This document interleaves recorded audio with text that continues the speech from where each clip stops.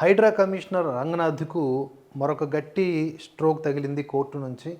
ఇటీవల ఒక video viral అవుతుంది, మనం చూస్తున్నాం కదా. అందులో జడ్జి గారు డైరెక్ట్గా ఏమంటున్నారు అంటే, ఆర్మీని ఏమన్నా రంగంలోకి దించమంటారా? ఎన్నిసార్లు చెప్పాలి? ఎన్నిసార్లు మీరు చట్టాన్ని మరీ ఉల్లంఘించి ప్రవర్తిస్తారు? ఎన్ని కంప్లైంట్లు వచ్చినా ఒకదానికి కూడా పరిష్కారం చూపడం లేదు కదా.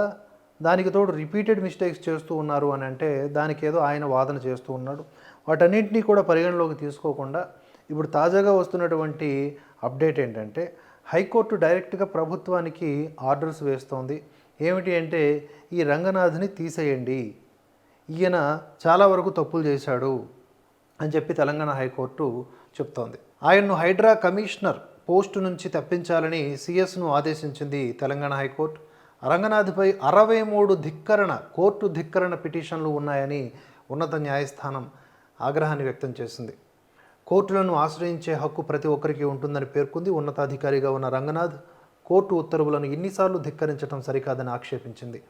మల్కాజ్గిరి పరిధిలోని లోతుకుంట భూములకు సంబంధించి గతంలో ఉన్నత న్యాయస్థానం ఆదేశాలను హైడ్రా ఉల్లంఘించిందంటూ Shanta Sriram constructions private limited court ధిక్కరణ పిటిషన్ దాఖలు చేసింది.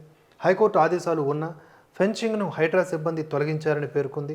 ఒకే పిటిషన్కు సంబంధించి పలుమార్లు కోర్టు ఉత్తర్వులను హైడ్రా కమిషనర్ ధిక్కరించడం నేరమని హైకోర్టు ఆగ్రహాన్ని వ్యక్తం చేసింది. ఈ క్రమంలో కోర్టుకు ఆయన హాజరు కావాలని ఆదేశించింది. మరోవైపు రాష్ట్ర ప్రభుత్వం తరపున ఉన్నటువంటి అడ్వకేట్ జనరల్ జోక్యం చేసుకుని దీనిపై పూర్తి స్థాయిలో అఫిడవిట్ దాఖలు చేస్తామని తెలిపారు. అఫిడవిట్లో రంగనాథ్ క్షమాపణ కోరారు. కోర్టుల పట్ల పూర్తి స్థాయి నమ్మకం ఉందని పేర్కొన్నారు.